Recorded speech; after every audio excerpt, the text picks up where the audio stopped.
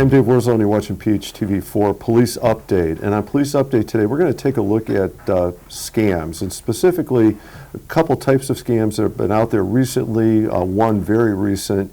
And with us to take a look at that topic, we've got Deputy Chief John Parnitsky here. Good morning. Deputy Chief, thank you for coming in. Morning, sir.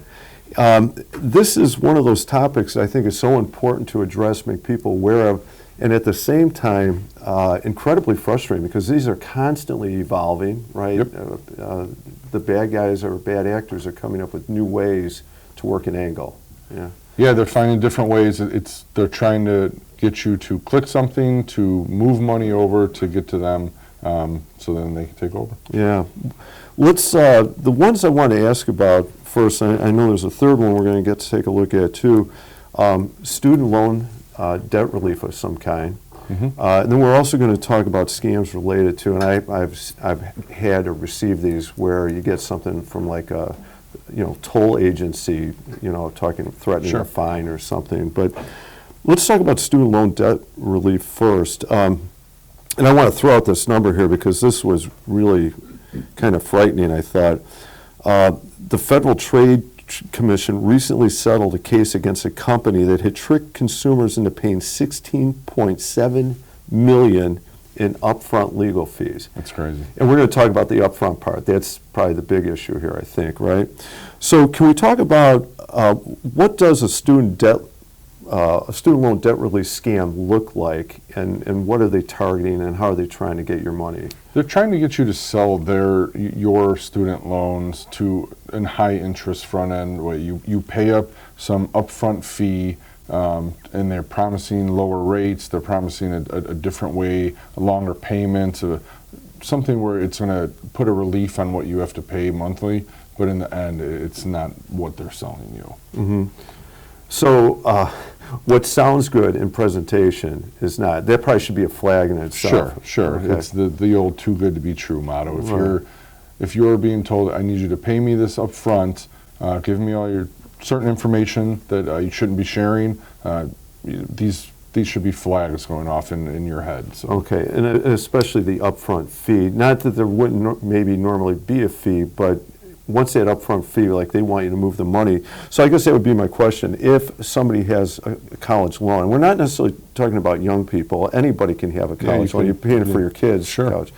What do they do when they get hit with this offer? What I tell anyone to do is don't pay any upfront fees. Any legitimate federal student loan service is never going to charge some sort of enrollment fee or forgiveness fee for their programs. Not to share any personal information, your FSA ID, your social security number, things that are tied to these student loans.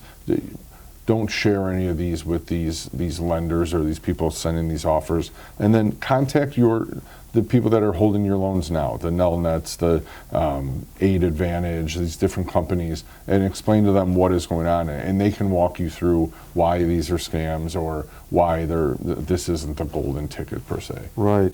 And that's interesting also because I'm imagining as you're saying this, there might be programs out there where people can refinance these loans or get a better interest rate.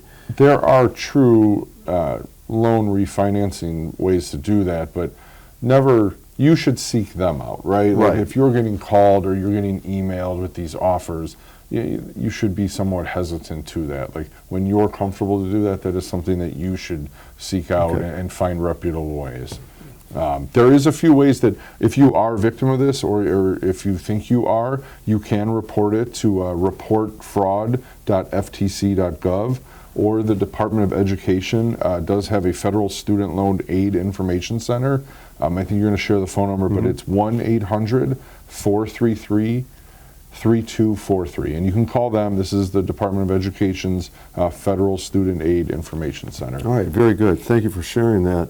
The other scam I want to take a look at, and again, like I've said, I've experienced this. I've gotten the text messages or a variation on this, where someone is pretending to either represent, could be the DMV or some toll road agency, and they're saying, hey, you might have a fine out there or a ticket, or you missed a toll, or we can discount registration, some type of way that they can. They're trying to set alarm to you, so you're going to receive a text or a call saying that you're delinquent in some sort of fine, or there is some levy that's going to be made against you unless you act quickly, right? So then you click their website, or they direct you to a phone number, and before you know it, you're spending credit cards or sending over money in some way to them. None of these programs would approach you in that way. Again, you can report them to the FTC, or you can forward it on your phone.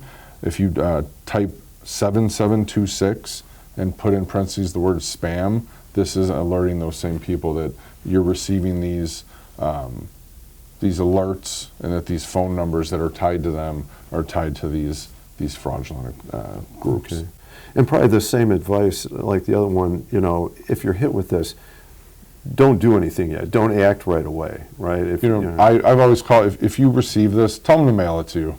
All these companies that, every person that with your registration plates, your driver's license, anything with iPass, everyone's received something in the mail from that. If there's something that's delinquent, they're going to send it in the mail, or they're going to send it to your accounts. You can access, I know Illinois is getipass.com, or whatever state they're representing. They have some sort of things. You seek out those websites if you want to ask questions, or you think you have traveled in these things and it could be legitimate. There are different ways other than clicking some sort of hyperlink or speaking to someone through a text you receive. So okay, thank you. Very good advice.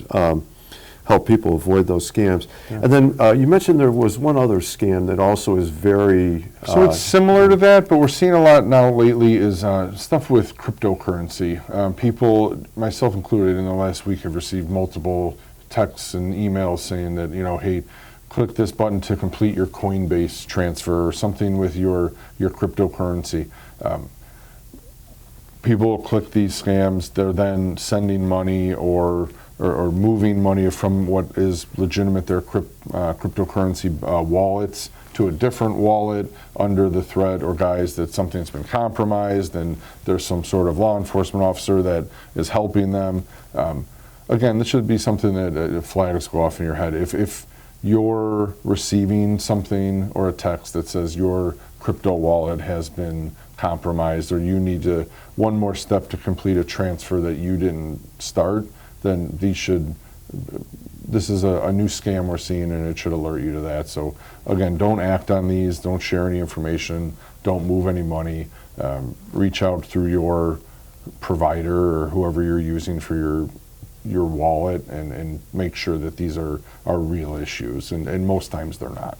Okay, all right, very good. I was going to say, I feel like I've seen that for PayPal too, like they want to change the account, they need something. Yeah, your PayPal, hey, here, your auto renew is done, or here's your $5 or $500 balance. You get it all the time, and I've grown them do it and just ignore it and don't click on it, but it is a thing. So if they send it out to 1,000 people and one bite on it, then they've made their day's work. So. Right, it's a numbers game for them for sure. Any other advice or information you want to share with people about managing or how to avoid falling? Sure. In this time, especially with the holidays coming up, be careful mailing checks. Most of our bankers now have the ability to send or pay bills electronically through them. Be hesitant of that. Sharing any kind of information over the phone. Hesitant of paying by check. Yeah, when you send a check by mail, it has the chance of being intercepted sometime, being washed, being changed. What you see now is most of your payees are people that you can pay online through some sort of electronic check or a different way, in some sort of automatic payment. So anytime you mail a check, you're putting yourself up a little bit of danger there. And just be careful with your passwords. Constantly you see certain databases are hacked, and if you, like myself included, or fall victim of, I tend to use the same password for most accounts. Make it a habit of changing them periodically and having them separate and different things. So that way, if one thing is compromised, you're not compromised in all sides. Very good. Yeah, no, thank you. Good advice. Yeah. And hopefully that'll help people avoid some of these scammers. Most definitely, yeah, right. But if anything, again, if you fall victim to something, I'd just tell us, reach out to us. We have a great group of detectives and investigators that follow up on these crimes and are well versed in them. So All right. we're here to help. Thank you very much, Deputy Chief Parninsky. Really appreciate your insight and advice there. All right. Yes. I'm Dave Worsley. You've been watching PHTV4 Police Update. We've been talking about scams, specifically in this case related to student loan debt relief, DMV, license fee registration, and cryptocurrency. Thank you for watching, and be safe.